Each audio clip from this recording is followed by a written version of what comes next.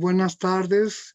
Me da muchísimo gusto colaborar en este esfuerzo universitario de formación de personas importantes, todas en la universidad, para aprovechar esta transformación que estamos viviendo en nuestro país y en el mundo con la pandemia, para hacer un conjunto de acciones, de actividades, de reflexiones colectivas sobre el futuro de nuestra universidad, de lo que puede aportar la universidad al enfrentamiento de la pandemia y de otros graves problemas nacionales que ya veremos. Entonces, me da muchísimo gusto estar aquí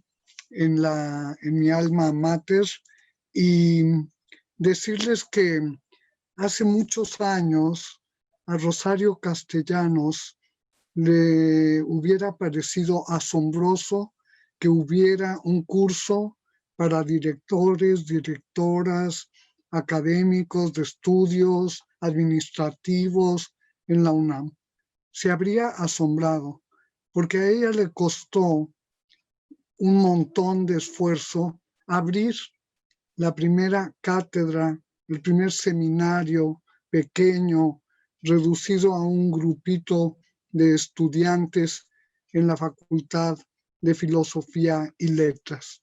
Yo misma, cuando era estudiante, veía pasar a Rosario Castellanos en el estacionamiento de Filosofía.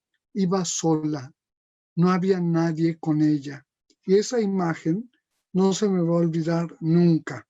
Yo no me atreví nunca a hablarle, a darle la mano, un beso, un abrazo, cosa que ahora haría de mil amores. Pero no lo hice, porque era otra la relación entre alumnos y profesores en esos ayeres. Rosario creó la primera materia que trató acerca de la condición de la mujer. Su tesis de la Facultad de Filosofía es sobre cultura femenina. Ella fue una gran feminista y le tocó vivir en una época en que no había movimiento público de manifestaciones en las calles feministas. No había eso. Había, sí, una mujer muy reflexiva que trajo a México la reflexión sobre textos claves del feminismo, como El segundo sexo, por ejemplo, que ella hizo un análisis del libro, y yo les quiero contar que tal vez es el mejor análisis que yo he leído sobre el segundo sexo. Está publicado en sus cuadernos corsarios, lo pueden encontrar fácilmente. Ahora la obra de Rosario Castellanos está publicada en 3 tomos, todos sus artículos del Excelsior, sus conferencias y desde luego su poesía, como el poema que escribió después de la matanza del 2 de octubre, y ella se hizo un enojo cargado de llanto, de tristeza, de rabia por la muerte de estudiantes por parte del ejército. Esa era Rosario Castellanos y era una profesora de la universidad. Pues en esa época a nadie se le hubiera ocurrido que podía haber siquiera un seminario pequeño sobre feminismo. Tampoco ahora.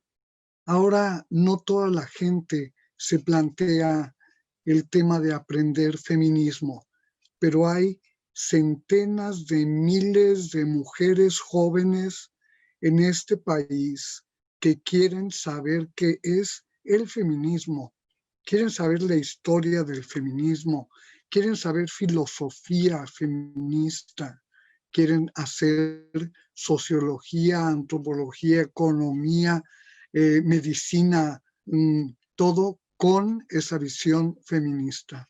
Pero también hay en la actualidad más gente a la que le han dicho tienes que hacer tu trabajo con perspectiva de género. ¿Quién le ha dicho?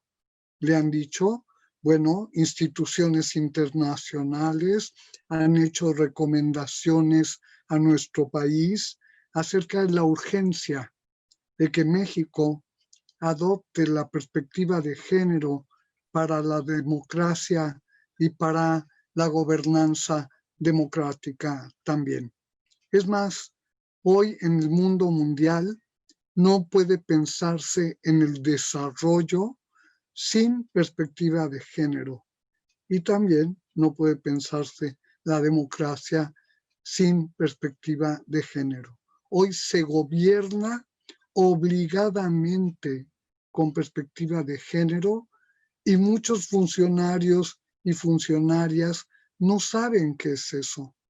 Porque claro, si no se los han enseñado, si no lo han aprendido, si solo han tomado 2 talleres de 4 horas cada taller para informarse un poquito de qué es el género.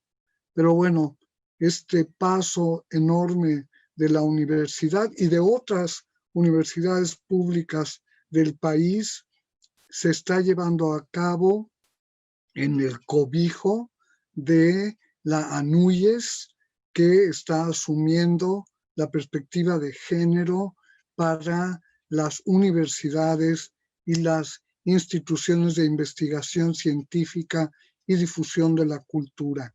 El amparo de la ANUYES ha permitido potenciar en cada universidad a los grupos locales que ya hay, que había desde hace 20 años, 30 años, 10, 5, que se fueron creando pequeños espacios como el de Rosario Castellanos o el de Alaí de Fopa, años después, también en la Facultad de Filosofía y Letras, y otros espacios. Yo he fundado varios seminarios en la UNAM, en los doctorados de antropología, de ciencias políticas, de sociología, y en cada facultad de la UNAM hay un grupo que estudia género y hay un colectivo de chavas y chavos que están tratando de entender qué pasa con su vida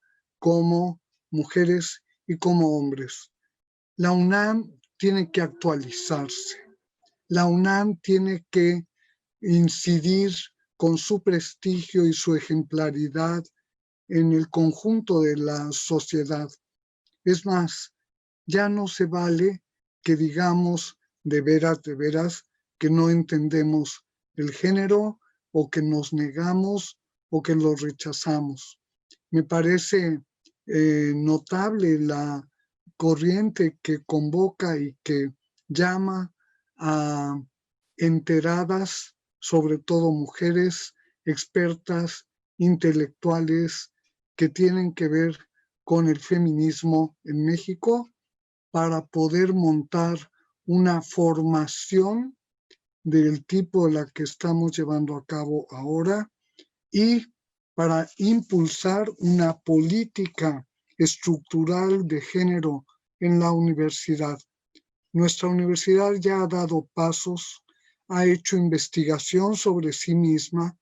Tenemos varias investigaciones sobre las mujeres y los hombres en la UNAM. Tenemos investigaciones no solo sobre masculinidades, sino sobre la condición masculina de los hombres, cosa que es muy importante, y desde luego sobre las relaciones entre mujeres y hombres. Yo quiero compartir con ustedes que en el doctorado yo hacía un ejercicio, todavía hasta recientemente, pidiéndoles a estudiantes del doctorado que hicieran su currículum y que lo hicieran breve, un resumen en 3 cuartillas, habían de ver ustedes el resultado de esos resúmenes curriculares.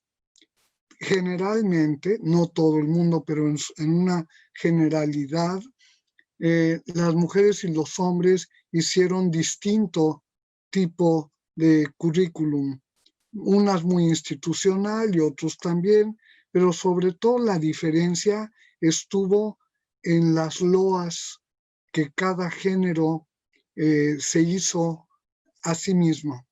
Los hombres en general exhiben más sus triunfos, sus éxitos, cualquier pequeño paso es una hazaña, si pasan por afuera de un auditorio donde hay una conferencia, eso lo incluyen en el currículum como asistencia a la conferencia y todo eso sin darse cuenta. Y las mujeres, en cambio, incluso participantes en coloquios, cursos, seminarios, no lo consideraban suficientemente importante para ponerlo en el currículum. Y eso es la pura desigualdad en la autoestima académica de unas y otras, pero también en la forma en que en el mercado laboral se presentan unas y se presentan otros. Pero después aparecieron más cosas. Por ejemplo, varios años en silencio en las biografías académicas de las académicas. Y en cambio, los hombres con una mayor continuidad y con estudios de posgrado, viajes al extranjero, en fin, muchas universitarias hacen silencios por la condición de género en activo, o sea, es cuando se casan, se hacen novias, cuando están gestando, cuando están embarazadas y no tienen apoyos, cuando tienen que vivir una especie no solo de doble jornada, sino de doble vida, y eso mermaría su rendimiento. No es así, no es así. Las mujeres hemos aprendido a rendir incluso con mayor esfuerzo para poder competir en condiciones y a veces ganar, porque todavía hay predisposición de género, hay discriminación hacia las mujeres. Es el colmo que en nuestra universidad todavía no haya habido una rectora. Yo estoy avisorando que se abre la posibilidad de que en esta época haya una rectora universitaria de la UNAM. Pero no solo rectoras, tiene que haber abogadas generales, que ya ha habido, tiene que haber coordinadoras, que también ya ha habido, directoras, que alguna que otra, pero nos faltan más. Nos falta ver a más mujeres dirigiendo la vida académica de la universidad, la vida laboral, para que lleven sus conocimientos, su propia perspectiva vital, para poder legislar, para poder hacer mejores contratos colectivos, para contribuir, por ejemplo, con algo que hoy se pone en cualquier plan de trabajo, que es armonizar la vida familiar, personal y laboral. ¿Qué es eso? ¿Cómo se hace eso si no hay un sistema nacional de cuidados? ¿Cómo vamos a hacer las mujeres para hacer esa articulación armónica y equilibrada entre todas las facetas de nuestra vida cuando hay desigualdad en la distribución de los cuidados, en la sociedad, además en las familias, en las casas? O sea, tenemos un panorama difícil, muy importante. Tenemos muchos atrasos en México respecto a la construcción de la igualdad entre mujeres y hombres. Tenemos todavía que seguir insistiendo en que la igualdad y legislándolo debe ser una igualdad para aquello que es sustantivo, igualdad sustantiva. Hemos tenido que legislar y se aprobó hace poquito que haya paridad, 50% y 50% mujeres y hombres. Yo he sido legisladora y quiero decirles que no había paridad cuando yo fui legisladora, que había lo menos de lo menos, que no podía haber más de un género que del otro, o sea, un 30% de un género y un 70% del otro género. En esas condiciones, hacer política parlamentaria es rudísimo, pero quiero decirles que a pesar de todo, fuimos construyendo movimientos feministas, condiciones sociales y legislativas para legislar. Hicimos una ley de igualdad entre mujeres y hombres que todo mundo debería traer en la bolsa, en el morral, en el bolsón que carga. Hicimos la Ley General de Acceso de las Mujeres a una vida libre de violencias. Esa ley está vigente en nuestro país y pudimos hacerla siendo el 22% de mujeres solamente. Bueno, tardamos para convencer, para sumar más fuerzas, para lograr más apoyos de todas partes, hasta que se logró que se legislara la paridad. Previamente ya se habían incorporado los derechos humanos en la Constitución de nuestro país. Y posteriormente a todo eso, yo tuve otra vez la oportunidad de ser parlamentaria, pero esa vez fui parlamentaria 50%, 50%. Quiero decirles que es una gozada, como dice una de mis amigas, es una gozada poder compartir en un espacio paritario, político, en la construcción de la democracia. Estábamos en la Asamblea Constituyente de la Ciudad de México y ahí redactamos la Constitución de la Ciudad de México. Esa Constitución, léanla, inclúyanla en su curso. Bueno, ustedes luego platicamos si quieren, pero inclúyanla para que la gente vea qué es la perspectiva de género desde la primera letra hasta la última página. Toda la Constitución de la Ciudad de México tiene perspectiva feminista de género, toda. No es un capítulo aparte, no, es parte de la estructura constitucional de la Ciudad de México.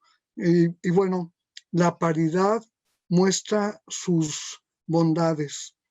A mí me encantó ser parte de un espacio mixto de verdad, con igualdad.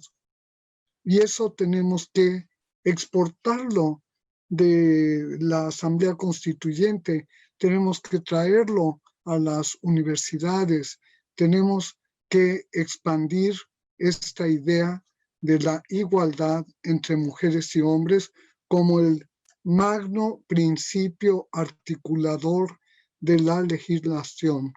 Esa igualdad es ante la ley, pero también es una igualdad paritaria, además de sustantiva. Son diversas igualdades y diversas dignidades y libertades democráticas las que requerimos para modificar la desigualdad de género. Ese es el objetivo, eliminar la desigualdad de género y todas aquellas desigualdades que estén basadas en oprobio, en dominación, en subordinación, entre otras formas a través del racismo, a través del sexismo de todo tipo, a través del clasismo, y tenemos que perfeccionar este sistema universitario que ha tenido vocación igualitaria en muchos casos, pero no ha logrado incorporar de lleno a toda la universidad la igualdad entre mujeres y hombres. Y por eso estamos aquí, para convencer de la urgencia de esa igualdad. Yo quiero decirles, y lo traje aquí para que no se me olvidara, que la desigualdad adquiere muchas formas. Una de ellas es, así se llama en teoría de género, la invisibilidad. Los sujetos son invisibilizados. No se habla de esos sujetos, no se les nombra como sujetos, no se reconoce sus aportes. Y entonces ser parte de un sujeto de género, de una, digamos, de un género que abarca la mitad de la sociedad, acaba siendo ser parte de un sujeto invisible, un sujeto inferiorizado, desvalorizado, al que, por ejemplo, en el ámbito laboral, no se le paga lo mismo. México, según la OCDE, es el país más desigual, en el que hay más brecha salarial entre mujeres y hombres. O sea, las mujeres ganamos menos que los hombres por el mismo trabajo, digamos, relativamente. En el campo de la salud sucede algo parecido. La salud de las mujeres tampoco tiene un apoyo sustantivo como requeriría. Estoy escuchando el día de ayer, que nos anuncia el secretario de Salud, el subsecretario de Salud, que se va a impulsar una materia verdaderamente imprescindible ya sobre una educación para la vida saludable. Es una materia que diseñaron entre la Secretaría de Educación Pública y la Secretaría de Salud para que se enseñe y se estudie y se aprenda en todos los niveles educativos para formar una cultura previa, parte de la cultura de paz, pero ahora es una cultura para la salud y desde luego es imprescindible. O sea, y no tenemos que esperar a que termine la pandemia para impulsar esa materia. Bueno, escuché con el mayor cuidado, tomé notas. Habló el subsecretario de la higiene, de la alimentación, del acceso a la alimentación saludable, de la eliminación de alimentación dañina y del acceso a medicamentos, a vacunas en general para toda la gente. No escuché, y se trata de estudiantes, que hablara, por ejemplo, de la salud sexual y reproductiva. No lo mencionó. Cuando nosotras, las investigadoras en género, sabemos que la salud sexual y reproductiva en tiempos de la otra normalidad, la previa, ya era terrible, ya era desastroso. Había una gran cantidad de embarazos adolescentes y de niñas. Había muchas parturientas, casi niñas.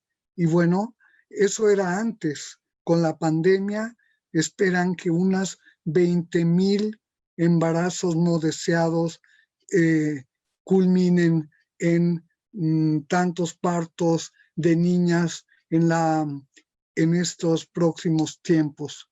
De los 150,000 embarazos que va a haber, varios miles serán no deseados. ¿Qué quiere decir no deseados? Quiere decir que me dio violencia, así de simple. No le vamos a poner ningún calificativo, no vamos a culpar al alcohol, no vamos a decir que es culpa de las drogas, no. Vamos a decir que hay quien ejerce violencia y quien daña profundamente la vida, el proyecto de vida, el futuro, la salud, y también decir que puede ser que preceda todo ese maltrato a un feminicidio en ciernes, porque ya sabemos que la violencia es crónica, es progresiva y es mortal. Entonces, teniendo un instrumento como una materia que se va a impartir por el sistema de educación pública y no aprovechar para enseñar a cuidarse, a ser libres a las y los adolescentes, me parece un crimen. En cambio, me atrevo a sugerir ante educadores y educadoras de jóvenes en nuestra universidad que nosotros tenemos un enorme compromiso con las jóvenes y los jóvenes en nuestra universidad. Y tenemos un compromiso de erradicar la violencia en el campus universitario. Ese es un compromiso que asumimos hace tiempo. Queremos poner la bandera blanca de en este territorio no hay violencia contra mujeres y niñas. Este es un territorio confiable para las mujeres y los hombres que son sometidos a acoso, a hostigamiento, a persecución, a desaparición, o como ha pasado lastimosamente en nuestra universidad, incluso al feminicidio. Tuvimos muchos casos, pero hay uno que tengo siempre presente, es el de Lesbi. Es un caso terrible, espantoso, dramático, crudo, que movió y motivó en parte la reflexión universitaria sobre la violencia en el campus. Hemos hecho recorridos por el campus, hemos hecho planos participativos para identificar la peligrosidad de los territorios universitarios. Y tenemos que seguir haciendo eso, y tiene que seguir habiendo una planeación urbanística en las edificaciones universitarias para evitar que haya sitios dejados de la mano de todo el mundo y para lograr que haya seguridad para la vida y para la integridad de las universitarias, de todas.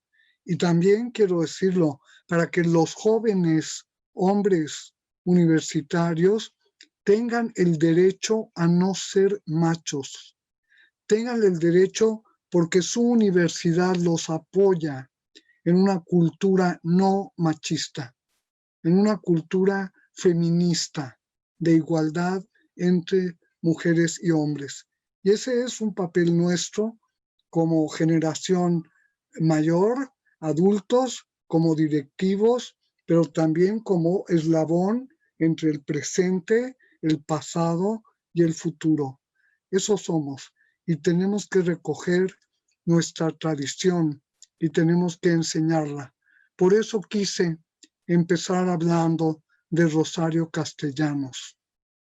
Ojalá se hiciera una cátedra Rosario Castellanos en la UNAM para la divulgación del feminismo, sin ponerle otra palabra, del feminismo, como hubiera querido feliz de la vida nuestra querida decana Graciela Hierro, que fue una gran filósofa, una filósofa del placer y la buena vida y a la que queremos tanto, y ella estaría entre Rosario Castellanos, Araíde Fopa, y luego Graciela Hierro, y luego venimos nosotras. O sea, fíjense cuánta continuidad feminista en la UNAM. Es un lujo, no lo perdamos. Hay que impulsarlo, porque la perspectiva de género, en la palabra perspectiva, encierra el término feminista. O sea, es una visión de la vida, es un enfoque, es una filosofía lo que está encerrado en la palabra perspectiva de género. Entonces, por favor, no podemos saber género si no sabemos filosofía. Y quiero decirles que la filosofía feminista ha nutrido muchísimo la filosofía de los derechos humanos universales. Allí han estado las feministas creando, debatiendo ideas, pensando el mundo para cambiarlo, comprometidas con ese cambio. Y tenemos entonces que saber filosofía feminista. ¿Podemos dar cursos sobre feminismo en la universidad? Claro que sí, faltaba más. La misma universidad a la que no pudo entrar Sor Juana porque no era hombre. Nosotros ahora, las jovencitas de ahora, tienen que tener el derecho no solo a crecer e ir a la universidad, sino también a estudiar feminismo y a ser feministas en toda su plenitud, en su vida cotidiana, en su comunidad. Como dice el parágrafo 39 de los derechos humanos, toda persona tiene el derecho a vivir en una sociedad que le permita gozar a plenitud de sus derechos humanos y libertades. O sea, mi libertad no es asunto individual, es un asunto colectivo y es un asunto social y político. Es una toma de postura ética ante la vida. Y les recomiendo mucho el libro de Graciela Hierro, Hacia una ética del placer, una ética feminista. Está publicado por la UNAM y si no hay, propongo desde ahorita que se reedite y que se haga una edición conmemorativa de esa joya que Graciela escribió a los 80 años, Hacia una ética del placer. Un lujo de espíritu libre y de una profesora, filósofa universitaria. Quiero introducir ahora a otras mujeres, porque quiero decir que esta perspectiva no es nacionalista, o sea, es una perspectiva del mundo y somos feministas, nos influenciamos unas a otras, aprendemos unas feministas de otras y vamos por el mundo. Y quiero mencionar para que este esfuerzo universitario de sensibilización, pero yo quisiera que lo pensemos de una vez ya como de formación, este espacio se beneficie de ellas. Y son 4 feministas reconocidas en el mundo que murieron este mes y que yo no puedo no decirlas. Las quiero decir. Son Diana Russell, una gran feminista, experta en femicidio, a la que seduje para que adoptara mi vocablo feminicidio y su contenido, en que yo incluí, además del crimen violento contra una mujer, está desde luego el Estado en su ausencia, en su negligencia, en su omisión, en no haber generado condiciones de seguridad para la vida, cuál es su obligación como Estado. O sea, al no haber Estado de Derecho en tratándose de las mujeres. Murió Diana Russell y nosotras que tipificamos el feminicidio, que lo llevamos a los códigos penales para nombrarlo, para que se sepa que es un crimen de odio, el feminicidio contra mujeres, que hay feminicidio ahí donde hay patriarcalismo, donde hay machismo, donde hay misoginia, donde hay estigmas contra las mujeres y se fomenta una gran rabia, una ira contra las mujeres, de tal manera que se fortalece y se favorece una actitud, una actuación conflictiva y violenta de género para los hombres. Entonces, no habría feminicidio, estoy convencida de ello, si el Estado actuara a plenitud conforme a las leyes que lo hemos dotado y que ya están, pero que tienen que ser aterrizadas, puntuadas y llevadas a la práctica en colaboración con los movimientos feministas, con las instituciones académicas, con las instituciones políticas, los gobiernos y cualquier organización civil que se precie y que ya no puede dejar de ser favorecedora a una cultura que sea capaz de erradicar los feminicidios, las violaciones, la explotación sexual de mujeres, la explotación laboral, todo eso que oprime y que es oprobio.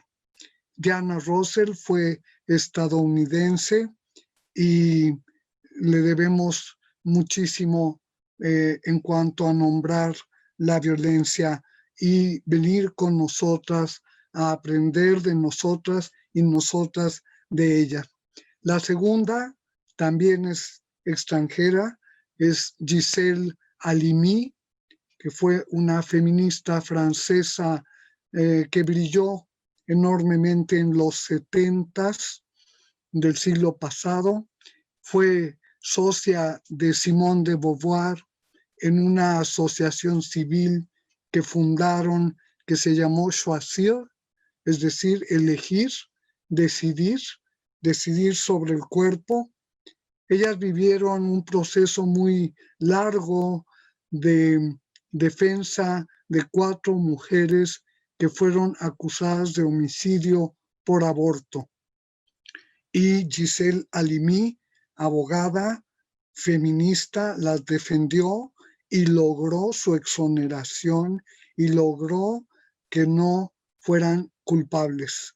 Defendió a la chica que abortó, a la mamá de la chava, a la enfermera que atendió y a la médica cirujana que hizo la intervención quirúrgica. Eran 4.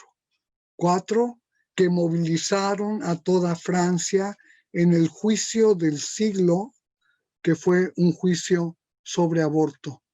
Y hicieron las leyes, construyeron argumentos filosóficos para poder defender el derecho a decidir por parte de las mujeres. ¿Se fijan? Si hablamos de salud, tenemos que saber esto. Si hablamos de feminicidio, de injusticia judicial, tenemos que saber todas las teorías que están en el campo científico que hoy llamamos perspectiva de género. También quiero decir que estas 4 feministas, Simone de Beauvoir, Gisèle Halimi, convocaron a mujeres famosas francesas y a quien quisiera a firmar un desplegado que se titulaba escuetamente Yo he abortado y se conoce como el manifiesto de Bobigny porque fue en esa ciudad francesa de Bobigny donde fue el juicio a las 4 acusadas.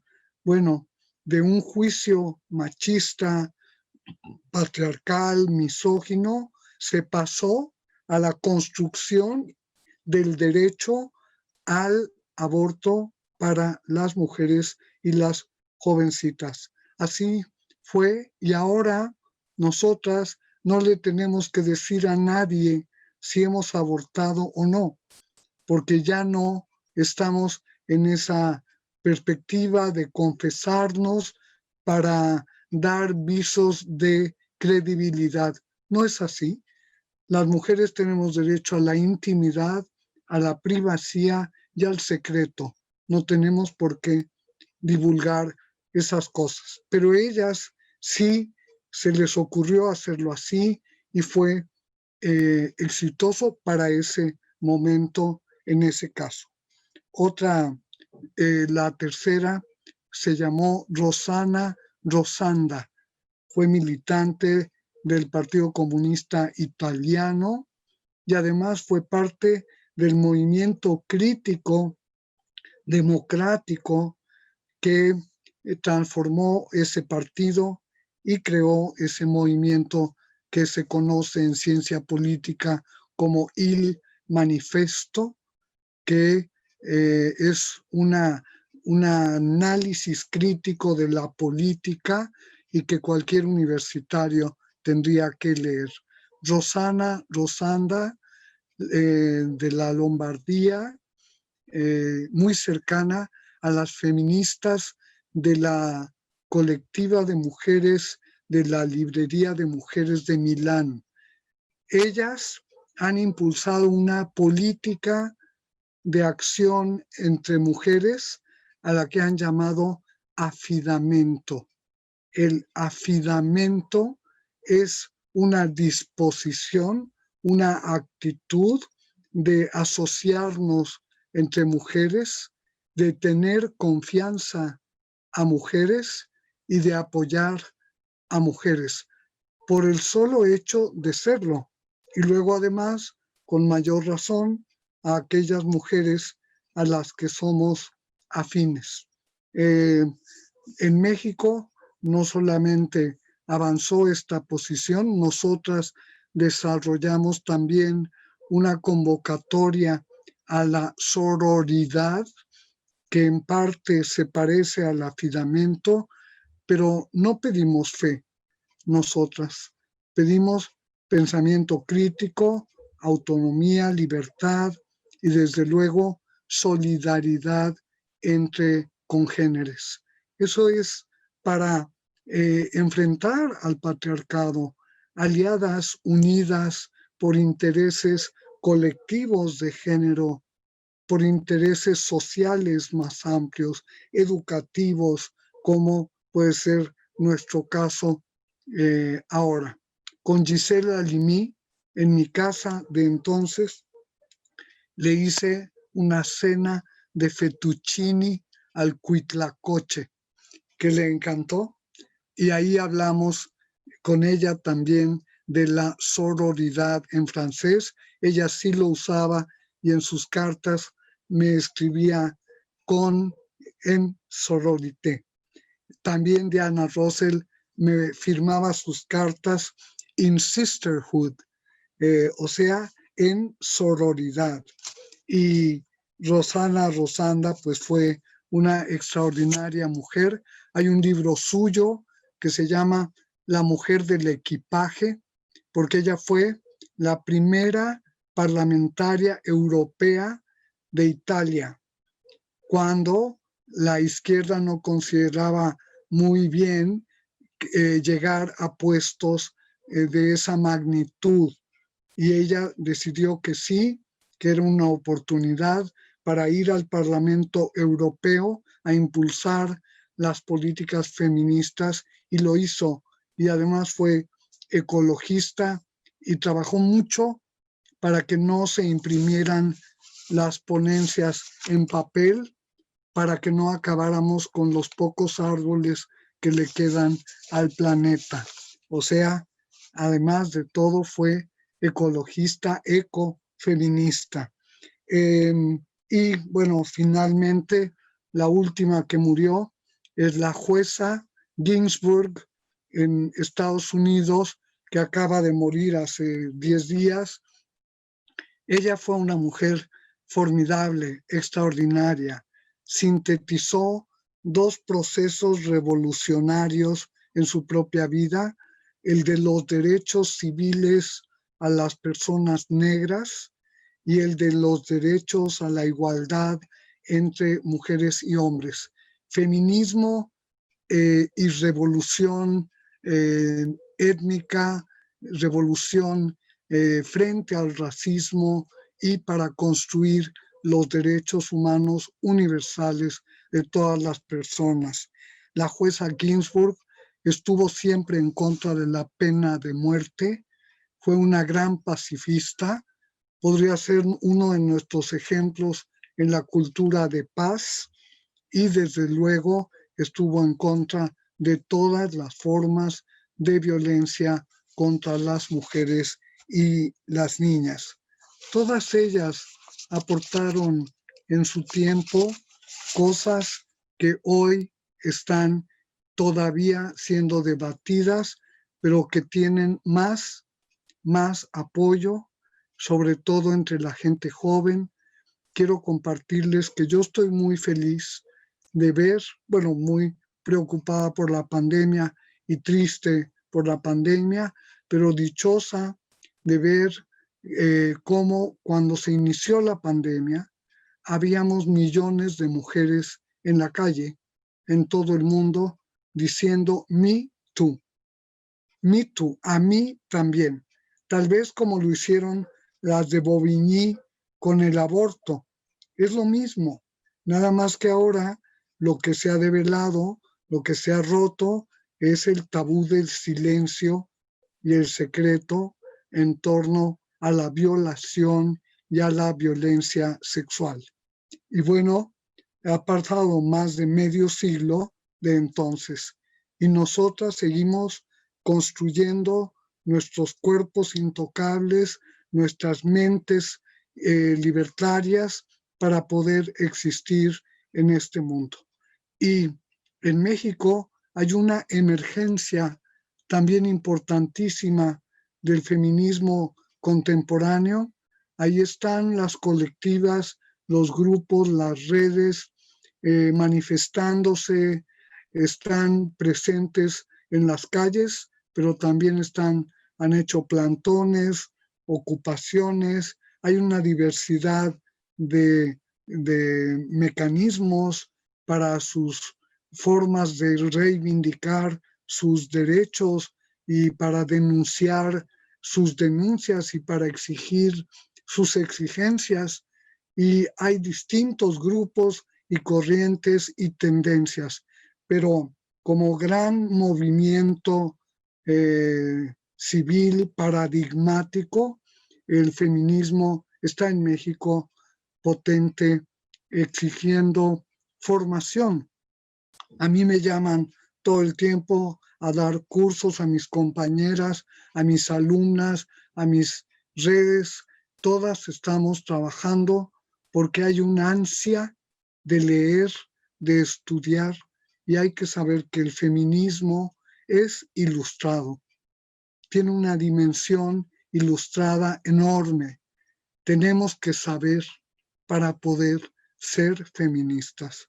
Tenemos que dejar de intuir para saber, para demostrar, para argumentar.